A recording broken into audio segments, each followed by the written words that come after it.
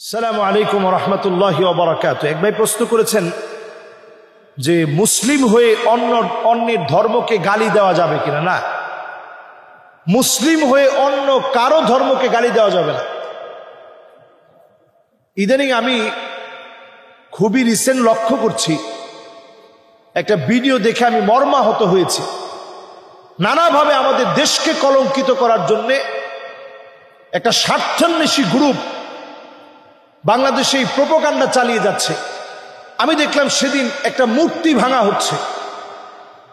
আমি বলবো এই লোকের ব্যাপারে দৃষ্টান্তমূলক অন্তত শাস্তির ব্যবস্থা করা উচিত। আপনি কারো মূর্তি ভাঙতে পারেন না, ওটার আপনি তিরস্কারও করতে পারেন না। হযরত ওমর ফারুক রাদিয়াল্লাহু তাআলা আনহু যখন মিশর বিজয় করলেন, আপনি একটু চিন্তা করেন, মিশর বিজয় করলেন, সেই মিশর বিজয়ের পরে স্ফিংস যে মূর্তিটা আজ অবধি আছে পিরামিডের পাশে, হযরত ওমর রাদিয়াল্লাহু তাআলা আনহু চাইলে তো এটা ভেঙে ফেলতে পারতেন। আমর ইবনুল আস রাদিয়াল্লাহু তাআলা আনহু ভেঙে ফেলতে পারতেন, তিনি তা করেন নাই। একজনও মূর্তি ভাঙে নাই। তা আপনি মূর্তি ভাঙতে যাবেন কেন? আরেকজনের ধর্মকে আপনি গালি দিবেন কেন? আপনি যখন আরেকজনের ধর্মকে গালি দিবেন, সে না জেনে আপনাকে গালি দিবে, আল্লাহকে গালি দিবে, মাআযাল্লাহ, আমার রসুলকে গালি দিবে। এজন্য আমরা আরেকজনকে দিনের দাওয়াত যখন দিব, দাওয়াত দেওয়াটা দাওয়াত দেওয়ার মতো আমরা দাওয়াত দিব। দিনের দাওয়াত যখন দিব, দাওয়াত দেওয়াটা যৌক্তিকভাবে দাওয়াতটা উপস্থাপন করব। আমরা ধর্মতত্ত্ব নিয়ে যারা কথা বলি, অত্যন্ত আলহামদুলিল্লাহ আমাদের অনেকেই খুব সুন্দর করে বুঝিয়ে বুঝিয়ে বলে। কম্পারেটিভ রিলিজিয়ান, অন্য ধর্মের সাথে আমার ধর্মের সৌন্দর্যগুলো আমি তুলে ধরবো, কিন্তু খাটো করে না। ইসলামের সৌন্দর্য আমরা ফুটিয়ে তুলবো, আরেকজনের ধর্মকে ছোট করে না। যুগে যুগে ওমর রাদিয়াল্লাহু তাআলা আনহু যখন সফর করেছেন, রাজ্যের পরিধি যখন বেড়ে গিয়েছে, সে অবস্থায় ওমর ফারুক রাদিয়াল্লাহু তাআলা আনহু যখন সফর করেছেন, যার যেখানে গিয়েছেন তাদের সঙ্গে সেইভাবেই আচরণ করেছেন, কিন্তু নিজের ধর্ম ভুলে গিয়ে না। একটা লুকমা পড়ে গেছে, তিনি যখন উঠিয়ে খাবেন, পাশ থেকে সাহাবী বলতেছিল, খলিফাতুল মুসলিমিন, আজকে উঠায় না খেলে হয় না, এত খাবার থাকতে।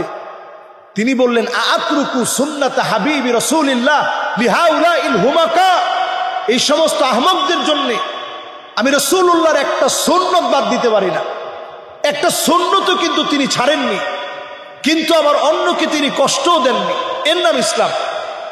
এই জন্য ইসলামের সৌন্দর্যের প্রধানতম দাওয়াত হচ্ছে আসলিম তাসলাম, ইসলাম গ্রহণ করো, তুমি শান্তি পাবা। কাউকে আপনি গালি দিতে পারবেন না।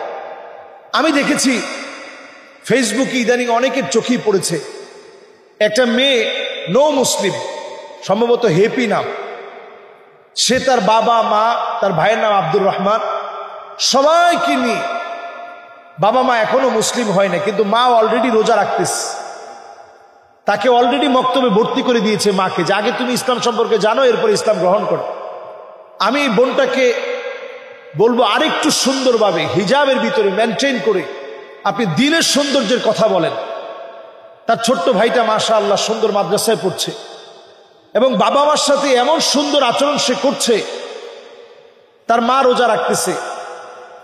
তো এই যে একটা পরিবর্তন আসা এখন শুরু হয়েছে, অনেকেই সত্য সন্ধানী, সত্য জেনে সত্যের দিকে আসতে চায়।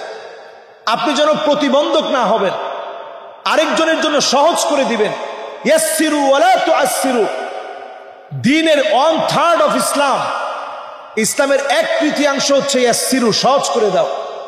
ওয়ালা তুআসসিরু, কঠিন করে দিও না। বাশশিরু, শুধু শুভ সংবাদ দাও।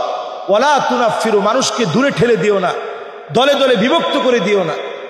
তো আমার বোনের অনেকগুলো ভিডিও আমার চোখে পড়েছে, আমি দেখেছি ভিডিওতে অত্যন্ত সুন্দরভাবে মায়ের সঙ্গে সুন্দর আচরণ করছে, ইফতারি মেখে দিচ্ছে, অমুসলিম হওয়ার পরেও সুন্দর আচরণ করছে। এক্ষেত্রে সম্পূরক একটা কথা বলতে চাই, ওয়াইন জাহাদাকা আলা আন তুশরিকা বি মা লাইসা লাকা বিহি ইলম ফালা তুতি'হুমা, আমাদের যে বিষয়ে জ্ঞান নেই সেই বিষয়ে যদি আমার মা বাবা আমার উপরে চাপিয়ে দেয়, শিরিক করতে বলে, এই অবস্থায় মা বাবার কোনো আনুগত্য করা যাবে না। সব অবস্থায় মা বাবা মুশরিক হলেও আনুগত্য করা লাগবে। আল্লাহ রাব্বুল আলামিন আমাদেরকে বোঝার তৌফিক দান করুক।